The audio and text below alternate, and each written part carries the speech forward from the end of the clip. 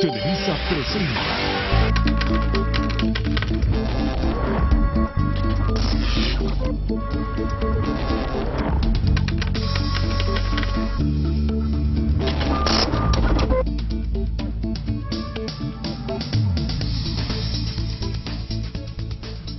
¿Qué tal? ¿Cómo está? Muy buenas noches. La pobreza general aumenta en el país, aunque en el decil de la población de más bajos ingresos se ve una mejoría. Sin embargo, la realidad es que la pobreza en México sigue aumentando. Vamos a platicar con la secretaria de Desarrollo Social, Rosario Robles, y estará también aquí con nosotros Gonzalo Hernández Licona, el secretario ejecutivo de Coneval. Vamos a tener un debate aquí con ellos acerca de este tema. Mari Carmen Cortés, ¿cómo estás? Muy buenas noches. Muy buenas noches. También va a estar con nosotros Juan Pablo Castañón. Él es el presidente de la Coparmex y vamos a hablar desde qué está pasando con el tipo de cambio y qué va a pasar, hasta cuándo los empresarios van a absorber el impacto de la devaluación, y también su opinión sobre este crecimiento de la pobreza. Así es, Mari Carmen, y bueno, precisamente sobre este tema del tipo de cambio, la realidad es que sigue siendo un tema de mucho nerviosismo, sigue registrándose una depreciación muy clara en el nivel del tipo de cambio del peso frente al dólar. Esto lo han explicado las autoridades, se explica más en función de los temas internacionales, del contexto internacional, que de lo que está ocurriendo en la economía mexicana. ¿Por qué? Porque a nivel internacional hay muchos factores que están incidiendo en la incertidumbre, en el nerviosismo y en la volatilidad de los mercados. La apreciación del dólar se está observando ante la inminencia en el alza de las tasas de interés que realizará la Reserva Federal de Estados Unidos. Cada vez hay un mayor consenso en torno a que podría empezar a ocurrir a partir de septiembre, e incluso ya también se está pensando en que sería en este año un par de ocasiones en las que va a elevar sus tasas de interés la Reserva Federal de Estados Unidos, de tal manera que en esos momentos habrá una mayor volatilidad, una mayor depreciación del tipo de cambio del peso frente al dólar. Sin embargo, han sido verdaderamente insistentes tanto la Secretaría de Hacienda como el Banco de México en que esta depreciación no tiene absolutamente nada que ver con los factores internos. La estabilidad macroeconómica es una realidad. Las reservas internacionales del país rondan los 190,000 millones de dólares. También está el crédito flexible del Fondo Monetario Internacional y pues la política monetaria se ha basado, la política cambiaria se ha basado en un esquema de libre flotación que hasta ahora, dicen las autoridades, ha estado funcionando ordenado y líquido, Mari Carmen. Pues no muy ordenado, muy líquido, pero de todas maneras, Juan, te llamas. El caso es que el tipo de cambio 16.50, 16.60, va a llegar a 17 pesos el dólar. Pues muy probablemente sí, que esa es la mala noticia. Y si hay un indicador que preocupa, que genera desconfianza y pesadumbre, es el tipo de cambio. Las devaluaciones en México son como una maldición, siempre generan un gran nerviosismo entre la gente, además no solamente desde los que pueden viajar o van a viajar, porque incluso quienes no utilizan el dólar para nada, pues tradicionalmente se veían afectados porque generaba una mayor inflación. Hasta ahorita no ha habido una mayor inflación, el impacto lo han absorbido las empresas por diversos factores, entre otros porque ha bajado la tarifa eléctrica, han bajado los precios de materias primas, y esto ha hecho que los costos de producción de las empresas no se hayan elevado, aunado al hecho del bajo consumo. El mercado interno está tan deprimido que las empresas dicen, si empiezo a elevar mucho mis precios, pues menos voy a vender. Entonces, por eso hay tantas ofertas por todos lados, por eso todas las grandes cadenas comerciales siguen con ofertas permanentes, porque se necesita estimular el consumo interno. Entonces, ¿hasta dónde va a llegar el tipo de cambio? Pues muy probablemente a 17. Yo sí creo que después va a regresar. ¿Y cuándo va a regresar? Bueno, una vez que suban las tasas de interés en Estados Unidos, probablemente en septiembre, probablemente en diciembre, todo indica que en septiembre, y se confirme que el alza va a ser muy leve, de un octavo de punto, o sea, de 125 puntos base, ni siquiera de 25 puntos base. Si esto se confirma en septiembre, si las tasas son relativamente, suben muy gradualmente, entonces sí es factible que los mercados empiecen a discernir, bueno, cuáles son los países que están mejor que otros. Nosotros nos va a ir bien si a Estados Unidos le va bien. Y la razón por la cual las tasas de interés van a subir es porque la economía de Estados Unidos está bien. El problema que tenemos nosotros es que aparte somos un país petrolero y los precios del petróleo siguen a la baja, porque además se firmó un acuerdo nuclear con Irán y Irán produce 4 millones de barriles diarios de petróleo, nosotros 2.1, y van a empezar a inundar de petróleo iraní porque se quitan las restricciones y los vetos para exportar. Entonces estamos en un mundo muy complejo, muy complicado, y bueno, ¿sí va a llegar a 17 pesos? Pues yo creo que sí. Al paso que vamos, yo creo que sí. Bueno, ya están aquí con nosotros la secretaria de Desarrollo Social, Rosario Robles, y Gonzalo Hernández Licona, el secretario ejecutivo de Coneval. Muy buenas noches a los dos, gracias por estar aquí con nosotros.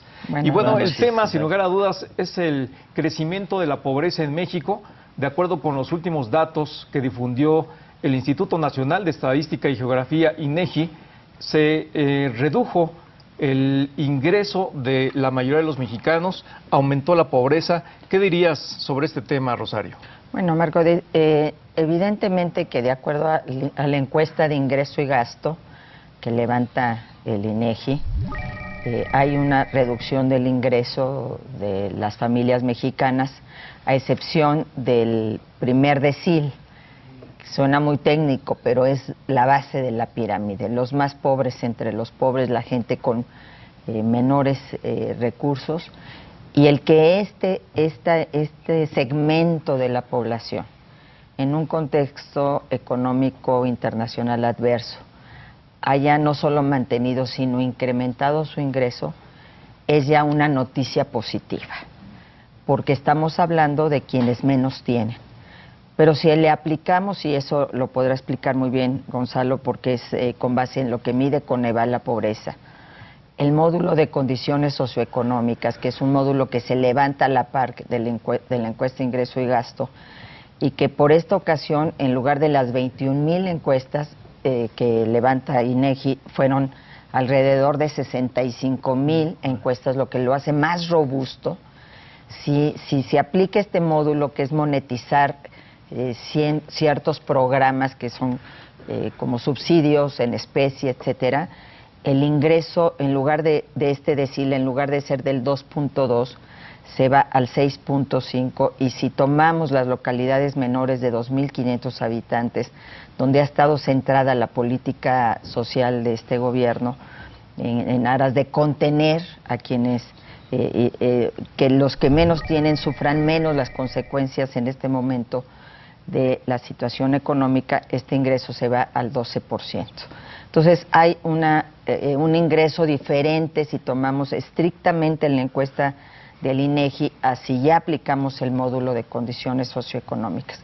¿Qué pasa? Evidentemente, en un contexto de menos ingresos, de un aumento de los precios, pues tiende a crecer la pobreza, pero aquí la noticia también importante es que la pobreza extrema disminuyó. A pesar de toda esta circunstancia, disminuyó la pobreza extrema del país. Sí, y Gonzalo, bueno, en el Coneval tienen la tarea de, una vez que INEGI difunde las cifras de esta encuesta nacional de ingreso-gasto, realizar una evaluación sobre esa misma información. ¿Ustedes qué encontraron en este cúmulo de datos que dio a conocer INEGI? ¿Cuáles fueron sus principales resultados? Muchas gracias, Marco. En primer lugar, muchas gracias por la invitación, y me da muchísimo gusto compartir la mesa con la secretaria Robles, con quien hemos venido trabajando desde el inicio, antes de que empezó el sexenio, en estos temas de pobreza y de medición.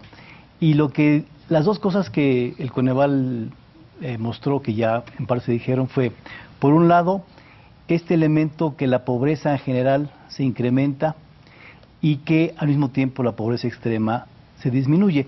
Y para muchas personas que nos ven, seguramente esto suena una paradoja, pero ha pasado en muchos países, y en México pasó ahora. Y tiene que ver con lo que decía la secretaria Robles hace un segundo, que efectivamente el ingreso promedio de los mexicanos cayó en esos 2 años. De hecho, el ingreso de los mexicanos no ha crecido en 30 años, a veces sube, a veces baja, pero prácticamente se queda igual, incluso más abajo, Y entonces es muy difícil, Marco, pensar en un país que busque reducir la pobreza de manera sistemática y acelerada, si los ingresos promedio de la población no aumentan y si la economía no crece y no hay crecimiento económico. Entonces, el elemento fundamental de la pobreza en cualquier país, la pobreza amplia, es la actividad económica. Y en segundo lugar, esta reducción de la pobreza extrema, que tiene que ver mucho más con la política social. Efectivamente, la política social se enfoca en el decil más bajo, la población más pobre, y ahí hay, y uno lo puede constatar en campo, más pisos firmes, más niños en las escuelas, más transferencias monetarias que apoyan a la gente y que buscan contrarrestar el problema de la reducción del ingreso.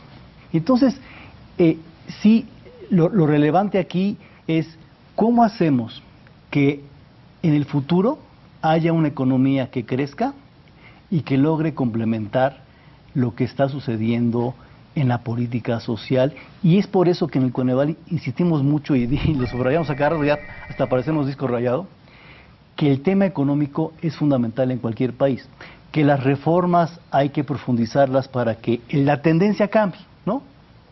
Y que un debate como estos, que es muy rico con la secretaria, también a la siguiente invitamos a nuestros amigos, los secretarios de Hacienda y de Economía y de Zagarpa, porque con ellos también hemos platicado mucho la necesidad de incrementar la parte económica para que la pobreza pueda bajar más rápidamente.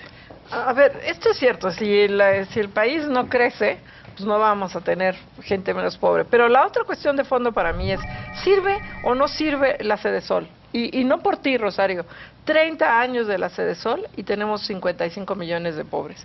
Si medimos, y no he hecho el ejercicio, ¿cuánto ha gastado la Sedesol desde su creación, desde Carlos Salinas de Gortari? Estamos hablando aquí desde que se creó la Sedesol con el objetivo de combatir la pobreza, y hoy, no sé cuántos años después, ya pasó el sexenio de Carlos Salinas, el de Zedillo, el de Calderón, el de Fox, y ahora el de Enrique Peña Nieto. Y insisto, aquí no estoy politizando el tema y no es por ti, es por la Sedesol en sí. ¿Qué está pasando con la política?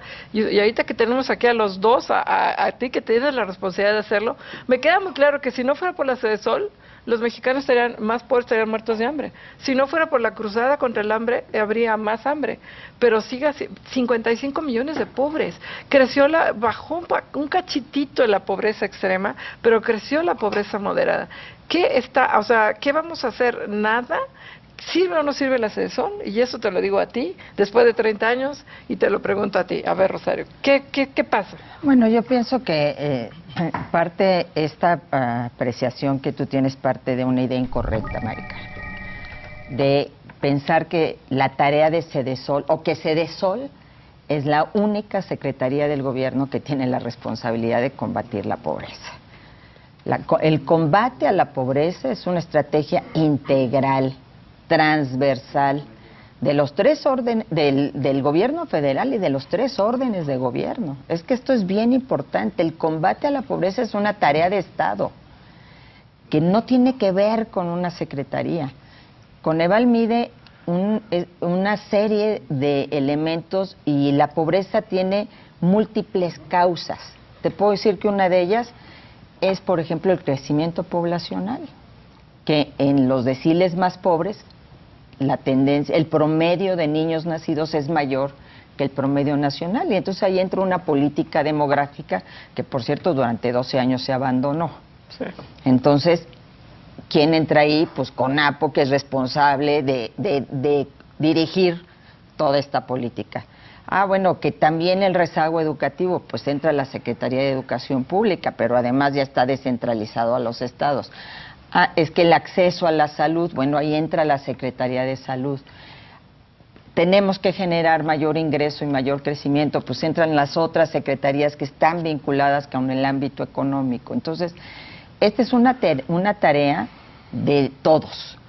¿Qué le toca a Sedesol? Sedesol le toca diseñar los programas sociales que permitan que quienes están en una mayor condición de pobreza puedan enfrentar en mejores condiciones toda esta circunstancia y no sean golpeados, que fue la tarea que nos dio el presidente Peña. Mientras se desarrollan las reformas, mientras las reformas se dan, mientras las reformas se aplican y se profundizan y empiezan a dar resultados, tenemos que tener una estrategia que compense y que permita que quienes menos tienen tengan una mejor condición y un mayor bienestar. Y en esa tarea estamos, y en esa tarea no te digo que hay que echar las campanas al vuelo, pero empiezan a darse ya resultados. Vamos a ver. La misma pregunta. Sí. ¿Sirve o no sirve? ¿Qué hacer? Si tú recuerdas, si ustedes recuerdan, la Secretaría se crea en el sexenio del presidente Salinas, si mal no recuerdo. Sí. Y la estrategia era la siguiente, más o menos, así a grandes rasgos, era, en ese momento, hagamos reformas estructurales, en donde puede haber perdedores, por ejemplo, con el TLC, el maíz, por ejemplo, que puede entrar, y por lo tanto se crea una Secretaría de Desarrollo Social para tratar de apoyar con subsidios, con apoyos de muchos tipos, a esa población más pobre que podría en esos cambios estructurales sufrir algunos elementos, y luego que esas personas pudieran, cuando crezca la economía, cuando creciera la economía, poder tener mejores herramientas para incluirse en ese crecimiento que el país iba a tener. Entonces, la CEDESOL se crea como este apoyo a cambios estructurales que iban a ser el motor de la economía, ¿no? Entonces, trayéndolo aquí, me parece que podemos tomar la misma idea, porque la idea en general está bien.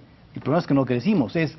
Hagamos cambios estructurales en la economía, profundicemos las reformas económicas, hagamos que el país tenga un cambio de la inercia de que no crece y que los ingresos no crecen de la población, para que este empuje de la economía, de los empleos, nos pueda ayudar a todos, y que a los más pobres, junto con el apoyo de la CEDESOL, ¿no?, de Zagarpa en algunos casos, de todos los programas que tenemos, que hemos dicho a veces que son muchos, que hay que reducir, pero que han tenido efectos sobre la población más pobre. Por ejemplo, Prospera, se ha mostrado que esos niños van más a la escuela por Prospera y tienen mejor salud y educación. Por supuesto que esos jóvenes que salen de Prospera, si la economía no crece, pues se enfrentan a ese espacio y dicen, bueno, pues es que a mí me prometieron que iba a estar mejor mi vida, y está, pero el complemento siempre va a ser el tema económico. Entonces, como en cualquier casa de cualquiera de nosotros, Mari Carmen, yo creo, necesitamos unos ahorros para podernos mantener si nos va mal en un momento, o si hay un miembro de la familia que no está muy bien, y hay que apoyarlo, porque ni modo que no lo dejemos sin apoyar, que dijimos, mira, cuando tengamos empleo. Pero la segunda es que esos miembros de la familia necesitan generar ingresos, tener empleos, y empleos de buena calidad, lo mismo que queremos para las familias, y la misma dinámica quisiéramos para el país en su conjunto, que crezca y que haya apoyos a quienes más lo necesitan. Yo quisiera, perdón, señalar algo muy importante. Desde el principio a nosotros nos tocó recibir la medición de la pobreza 2010-2012 ya en el gobierno, y nosotros jamás hicimos un señalamiento con relación a este tema crítico o denostando a un gobierno, sino señalamos dos cosas muy importantes. El país tiene que crecer. Mientras no haya crecimiento, mientras no haya una mayor generación de empleos, mientras no haya mayores posibilidades para la población en su conjunto, difícilmente vamos a poder modificar esta tendencia histórica de la pobreza. Y segundo, ir a un rediseño de los programas sociales. En esa parte no es que vengamos con una inercia, ha habido cambios muy importantes. No solo se puso en marcha la Cruzada Nacional contra el Hambre, sino al programa de transferencias monetarias le dimos un giro y lo vinculamos no solo a mayores niveles educativos, a mayores niveles de salud, sino también al aspecto productivo. ¿Cómo logramos que la gente, la que está también ahí abajo, salga adelante por su propio pie? Lo que se ha hablado de democratizar la productividad. La medición que presenta Coneval la semana pasada es la fotografía de 2014. Esto es bien importante que lo tomemos en cuenta, porque son fotos, son encuestas. Es una encuesta que se levantó de agosto a noviembre. Es la encuesta de ese momento. Todavía no había rediseño de Prospera. Todavía estábamos discutiendo incluso algunas leyes de las reformas estructurales. Todavía, bueno, la reforma educativa, estábamos viendo las complicaciones para ponerla en marcha, una de las reformas pilares para combatir la pobreza. ¿Qué pasa ya en el 2015? Yo creo que esto es bien importante.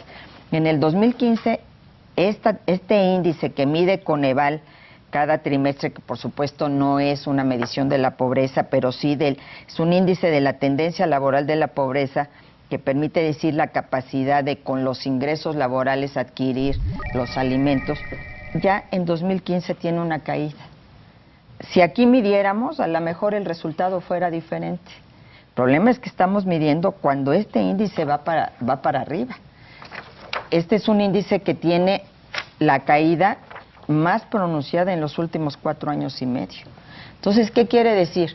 Que ya en el 2015 empezamos a ver que hay ciertos aspectos de la economía que son positivos y que eventualmente, si se refuerzan estas tendencias, podremos pensar que en el mediano plazo habrá una mejoría de la circunstancia económica del país y desde luego también pues, creamos empleos en una cifra récord. Nunca en los últimos 10 años se habían creado esta cantidad de empleos. Hay inversiones, hay mayor consumo de las familias, se paga menos por la luz, se paga menos por la telefonía. Todo esto más cruzada contra el hambre y prospera vinculado al tema productivo, seguramente se reflejarán en mejores indicadores con relación a la pobreza en el 2017, que tendremos la próxima medición. Pues vamos a ver si hacia el futuro cambian las cosas, pero por lo pronto yo les preguntaría, y dado los antecedentes que ustedes mismos están refiriendo, en el sentido de que pues es un problema fundamentalmente económico, un problema de falta de crecimiento económico en el país, yo les haría la pregunta al revés y te pediría a ti, Gonzalo, que comiences respondiendo. Es un problema en el que ha fallado la política económica, no la política de desarrollo social, porque ha servido para aminorar hasta cierto punto la pobreza en nuestro país, pero la política económica que no ha logrado tener un mayor crecimiento económico y un mayor nivel de ingresos de los mexicanos, ¿es lo que ha fallado? Cualquier país del cual podamos pensar que ha reducido la pobreza de manera permanente o sistemática, cualquier país, Marco, que uno se imagine, China, la India, Brasil en su momento, Chile, decíamos, tuvieron detrás de esa reducción el crecimiento económico. Por lo tanto, el crecimiento económico, alguien decía, es la mejor política social. Pues hay que crecer, porque si no, a base del apoyo importante a la población en pobreza extrema, llegas hasta un lado y te falta el resto. Entonces, la gran pregunta de México que nos hemos hecho los economistas, los no economistas, es ¿por qué México no ha crecido? ¿No? Y la respuesta no es sencilla, pero tiene que ver, no habíamos hecho cambios estructurales en la economía. Ahora sí que desde Salinas, por ahí de repente en medio hubo 2 o 3 cambios de reformas, pero el gran cambio, los grandes cambios no habían sido posibles, que son los grandes cambios que hacen que la economía crezca. La productividad, por ejemplo, ha estado en México bastante o estancada o no sube mucho en su conjunto. Habrá algunos sectores, el automotriz, con productividades más aceleradas, pero no en su conjunto. Entonces, los cambios que se requieren tienen que ser del gran bosque de la economía, ¿no? Las reformas que están haciendo y que se pueden profundizar, nos parece que es el gran cambio. Y sí va a ser importante una cosa que hemos dicho mucho en el Coneval, y es dejar de pensar, y no porque esté aquí la Secretaría Robles, que una sola Secretaría de Estado sea la que puede bajar la pobreza, porque lo hemos vivido nosotros en el Coneval, hoy con la Secretaria Robles, con estas cifras, y en el pasado con Heriberto Félix, con Ernesto Cordero. Quien llega ahí tiene la presión de ser el responsable único de la pobreza, y eso es muy difícil, porque si seguimos pensando así, va a ser muy difícil cambiar de paradigma y decir, a ver, el tema económico es fundamental, el crecimiento es fundamental, la Sedesol, diseñada como se diseñó desde hace muchos años, sirve para algunas cosas importantes, pero el resto de las cosas hay que mejorarlas de otra manera. La pobreza tiene un rostro multidimensional, y me parece que si algo puede servir los datos de ahora,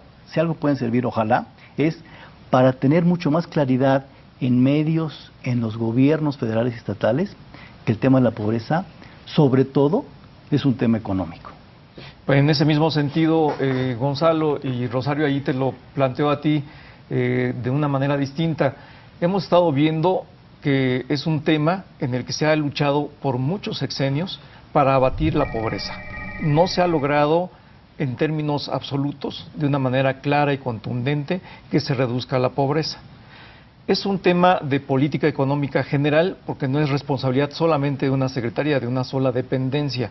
Vuelvo a preguntar, ¿han fallado las políticas económicas? Bueno, precisamente la gran apuesta del presidente Peña fue decir, tenemos que hacer las grandes reformas estructurales que permitan ese crecimiento. ¿Cuál es para mí una frase? Para combatir la pobreza hay que generar riqueza y distribuirla bien. Si no generamos esa riqueza va a ser muy difícil. Podrán subir, bajar los pobres, pero al final de cuentas a lo largo del tiempo es una línea. Por eso la gran apuesta de las reformas. El presidente sabía que esas reformas no se iban a reflejar en la medición 2014 de Coneval. Lo más sencillo a lo mejor hubiera sido, pues vamos a repartir dinero para que en la encuesta parezcamos bien, ¿no? Ahí vamos a darle, a quienes están cerca de la línea, pues con 2,000 pesos le pasan la línea, vamos a ubicarlos y a darles el dinero. No, esa es una posición irresponsable. Dijimos, tenemos que apostarle al crecimiento, tenemos que hacer estas grandes reformas. Y otra muy importante, insisto, la reforma educativa. ¿Por qué Oaxaca no solo no disminuyó, sino aumentó su pobreza? Pues porque tiene el tema educativo como un tema nodal. Y entonces se hicieron estas grandes reformas. Y al mismo tiempo se dijo, vamos a los más pobres de los pobres, vamos a los más alejados o a los más marginados, vamos a los que menos posibilidades tienen de salir adelante si no hay un respaldo y un apoyo del gobierno, y eso es lo que hicimos durante este periodo. Entonces, creo que es una estrategia integral, transversal, así la ha concebido este gobierno, y por eso hemos mejorado los niveles de coordinación. Nosotros tenemos un nivel de coordinación en torno a los indicadores que nos maneja Coneval, primero en la Comisión Intersecretarial de la Cruzada contra el Hambre y después con los 3 niveles de gobierno. Ya es muy indicativo que llega si un gobernador te habla de los indicadores y el presidente municipal te dice, yo ya estoy invirtiendo en esto que mueve los indicadores. Ya hay un discurso que hemos logrado generalizar porque hemos mejorado la coordinación. Hay que hacer mucho todavía, tenemos que mejorarla todavía más, pero es esta visión transversal, esto es lo que a mí me gustaría mucho recalcar, lo que nos va a permitir ir abonando y pavimentando el camino para mejorar estas condiciones.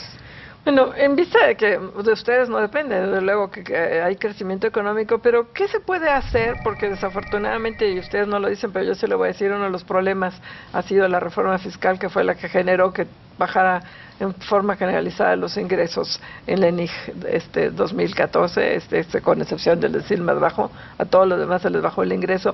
Pero bueno, ¿qué se puede hacer? Porque ustedes no son el secretario de Hacienda, no son el secretario de Economía, no crece este país, crecemos muy poco, este año tampoco vamos a crecer más del 3, desafortunadamente. ¿Qué se puede hacer en lo que tenemos? Y lo digo porque los días platicamos contigo sobre esto, Gonzalo, hay duplicidad de programas. Ahorita vamos también contigo, Rosario. Bueno, la Cedesol tiene un programa, la Zagarpa tiene otro, tú ahorita hablabas. ¿Cómo lograr esta coordinación para que con lo poquito que hay, con el bajo crecimiento que hay, los esfuerzos que cada uno hace, sean más eficientes?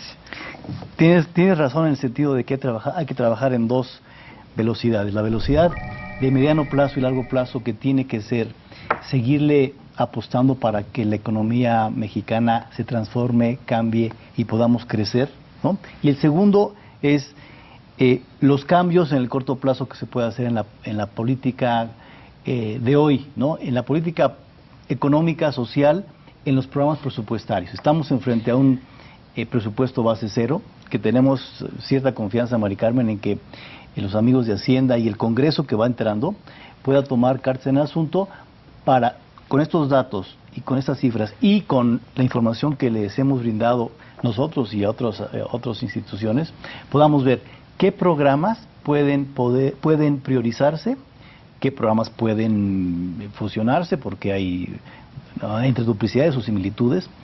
Y un elemento que les hemos sugerido mucho y le hemos platicado mucho con la secretaria en el corto plazo tiene que ver con los programas productivos. Decíamos que hay cerca de, depende del año, pero como 25, 24 programas productivos en Zagarpa, en Economía, en Sedatu, en la Sedesol, y que parece que son muchos esfuerzos, 65,000 millones de pesos en todos ellos.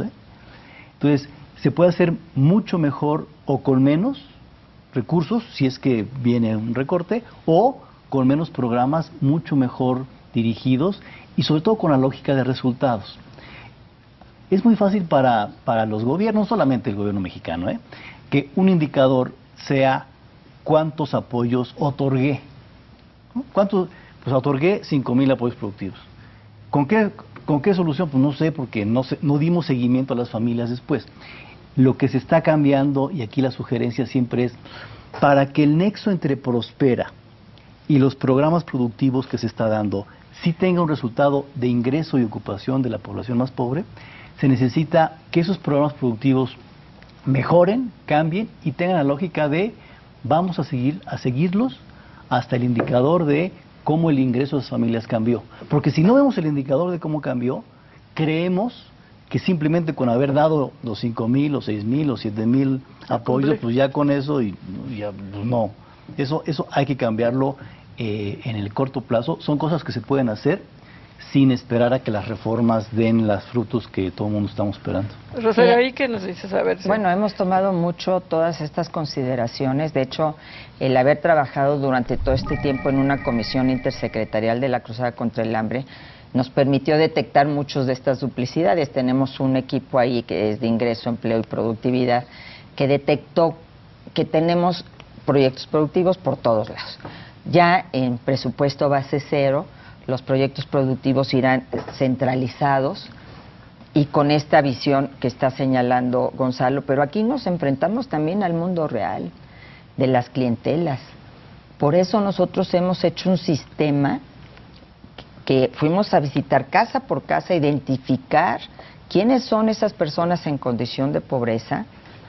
Prospera lo tiene también, y entonces que el recurso vaya ahí, no porque yo soy el dirigente A, B o C, me tengo que llevar ese recurso, que es parte de la vida real. Es decir, una cosa podemos decir en el escritorio. Entonces, ¿qué hemos dicho? Hay que vincular a Prospera con la visión productiva. Ya tenemos proyectos exitosos. Les pongo un ejemplo, el ejemplo de las mujeres de San Andrés Tuxtla en Veracruz, que están produciendo como traspatio, en sus huertos de traspatio, stevia. Ah, qué bien. Bueno, sí, que está claro, teniendo además pues un gran mercado. Porque es azúcar natural. No van a ningún lado, en sus propias casas, tienen su huertito, participa la familia, es un proyecto familiar, y en lugar de los 1,500 pesos o 1,000 o 700 que les diera Prospera, ahora están recibiendo alrededor de 4,000, 5,000 pesos al mes, adicionales a los de Prospera. Ese es el camino, pero ese camino implica también toda una reorientación de la visión presupuestal del ejercicio del gasto público, que vaya no atado a intereses, por muy legítimos que sean, sino a quienes deben de llegar estos recursos, que yo creo que debe ser el criterio que impere y para el cual necesitamos el apoyo de todos, porque pues todos los días nos toman las secretarías en la visión de que los recursos son de nosotros, esta visión patrimonialista de los recursos, cuando el recurso es de quienes menos tienen, y es a donde lo tenemos que dirigir justamente para aumentar su productividad. Claro, sin duda, y ahí yo les haría una última pregunta de 1 minutito cada uno que nos pudieran responder rápidamente. Como conclusión. Para llevar adelante una mejoría de cualquier problema, sin lugar a dudas, lo más importante siempre es el diagnóstico, y que sea un diagnóstico correcto. Y para llegar a un diagnóstico correcto hay que tener instrumentos de medición que sean adecuados. Y esos instrumentos de medición yo no sé qué tan adecuados son hoy para llegar a una cifra correcta una cifra lo más aproximada posible a la realidad. Rosario, te preguntaría eso en primer lugar. Bueno, evidentemente que son los instrumentos con los que se ha medido la pobreza en el país en los últimos años. Yo creo que el enfoque de la medición multidimensional es pionero. México es un ejemplo a nivel mundial. Mi tema tiene que ver siempre con la encuesta de ingreso y gasto. Es una encuesta y una encuesta tiene errores. La gente nos dice que va a votar por alguien y termina votando por el Bronco. Es lo mismo, mucho más cuando se trata del ingreso. Los expertos señalan que hay un subregistro de este ingreso, que la gente, desde la más pobre hasta la más rica, no nos dice exactamente, porque además está nombre y apellido, cuánto está ganando. Eso es lo que creo que hay que corregir.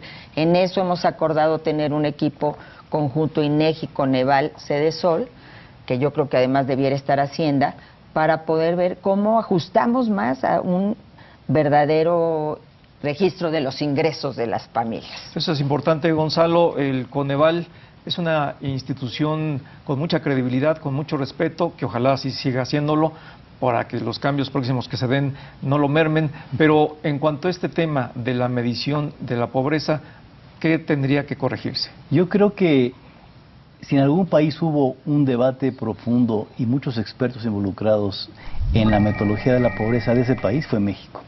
Yo eso se lo pongo a quien quieran, a Estados Unidos, a Canadá. Aquí se trabajó mucho para tener la metodología que tenemos y de hecho muchos países la están queriendo tener porque es muy novedosa y te da ideas y te da diagnósticos bien interesantes que otras no te pueden dar. Por supuesto, siempre hay que mejorar como cualquier cosa, ¿no? Y por esa razón, entonces, confiamos muchísimo en la metodología. Habrá que corregir cosas cuando sea oportuno y técnicamente viable, pero por esa razón, junto con la Cedesol, hemos trabajado en un estudio panel específicamente de la cruzada. Que ese estudio es interesante. ¿Cuándo se van a dar los resultados? Ya viene, creemos ¿no? que durante agosto vamos a poder tener este estudio. ¿Qué se hizo? Se fue dando seguimiento a la población beneficiaria de la cruzada para ver muy de cerca, muy en campo, qué está pasando con esa población. La hipótesis, y nos parece que se va a cumplir, porque cada vez que vamos a campo lo vemos, es cuando tú tienes una cruzada que a personas concretas las identificas y llegan todas las secretarías, una con piso firme, otra con Seguro Popular y demás, pues es casi obvio, Mari Carmen, que esas familias mejoren en su situación y nos da la impresión que esa es como la conclusión cada vez que vemos en la cruzada, y lo hemos dicho en documentos anteriores, el reto, Mari Carmen, secretaria, es ¿qué hacemos con el resto de la población pobre que no es sujeto de la cruzada y que el tema económico sigue siendo el principal elemento? Habrá que diseñar elementos más de corto plazo para que empaten con las posibles reformas que den frutos en los siguientes años. No va a ser a lo mejor el año que entra, pero es cómo la noticia de dar seguimiento a población en pobreza extrema con ese detalle se pueda replicar o una fórmula novedosa para el resto de los 55 millones de mexicanos en pobreza. Pues ahora se nos acaba el tiempo, los agradezco mucho, es un debate muy interesante porque sí es un problema con muchas facetas y si hay que crecer y no crecemos, es una triste realidad, pero que bueno, este panel en agosto ya va a permitirnos tener muy focalizados los resultados de la cruzada contra la... Rosario Robles, secretaria de Desarrollo Social, te agradecemos muchísimo. Al contrario, Mari Carmen, gracias. Marco, muchas gracias. Gonzalo Hernández Licona, ahora es secretario ejecutivo del Coneval, gracias por estar aquí. Gracias, Mari Carmen, Marco. Y gracias. por favor, usted no se vaya, vamos a un corte y regresamos con Juan Pablo Castañón, el presidente de la Coparmex. Muchas gracias.